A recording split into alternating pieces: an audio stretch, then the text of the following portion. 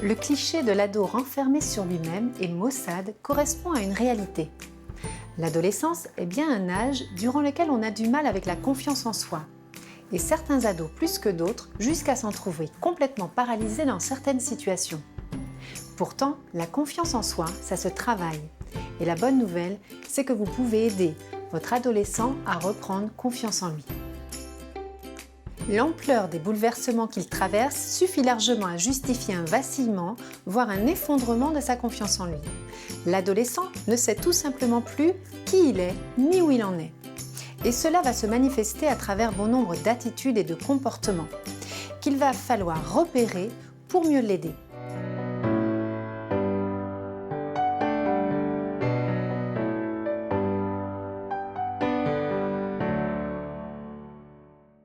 D'abord, il faut savoir de quoi on parle. La confiance en soi est totalement liée à l'estime de soi, cette dernière étant la perception que l'on a de notre propre valeur. En fait, c'est une sorte de curseur qui oriente notamment le sentiment de notre valeur personnelle et aussi le sentiment de notre efficacité personnelle. Donc, si cette estime de soi est basse, cela a directement des conséquences sur la confiance en soi. Un adolescent qui manque de confiance en lui va l'exprimer à travers de nombreux signes.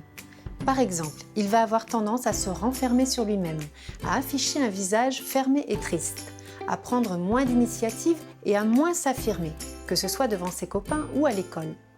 Dans le même temps, il peut se montrer découragé et démotivé devant des devoirs un peu compliqués ou quand il n'atteint pas le résultat escompté. Ce découragement et cette démotivation peuvent d'ailleurs concerner aussi bien les disciplines scolaires que les activités extrascolaires. Dans le même ordre d'idées, on notera chez lui une très forte propension à se dévaloriser et à se juger lui-même de façon très négative. Durant cette période particulièrement délicate qu'est l'adolescence, le fait d'aider et de soutenir la confiance en soi de son ado est primordial. Et ce, dès qu'elle commence à diminuer, en général au début de l'adolescence vers 12-14 ans. Voici les bonnes pratiques que je vous suggère pour aider votre ado à retrouver confiance en lui. D'abord, ne perdez jamais de vue que quel que soit son âge, toute personne a un besoin profond d'être considérée. Pour cela, prenez le temps de regarder et de prendre en compte votre ado dans toute sa dimension, c'est-à-dire ses capacités, sa personnalité, mais aussi les efforts qu'il fait pour améliorer certaines choses. Il a un besoin vital de votre regard bienveillant. Dans le même temps, il est aussi indispensable de lui accorder le droit d'être différent de vous, ce qui n'est pas évident du tout quand on s'est construit une image idéale de ses enfants. Une image à laquelle il va sans doute falloir renoncer, car votre ado a le droit d'être lui-même, ni mieux ni moins bien qu'un autre, juste différent. En acceptant réellement le fait qu'il puisse vivre et faire des choses à sa manière, vous l'aiderez à avoir confiance en lui.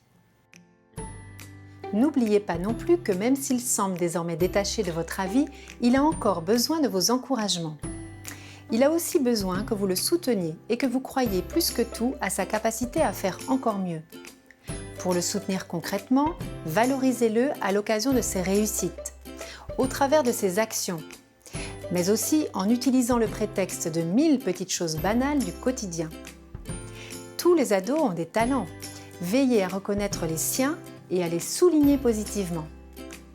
Et si vous comprenez l'idée, mais sans trop savoir concrètement comment vous y prendre, n'hésitez pas à consulter nos conseils en ligne, qui sont justement conçus pour vous fournir beaucoup d'exemples et de techniques destinées à rebooster la confiance en soi de votre ado.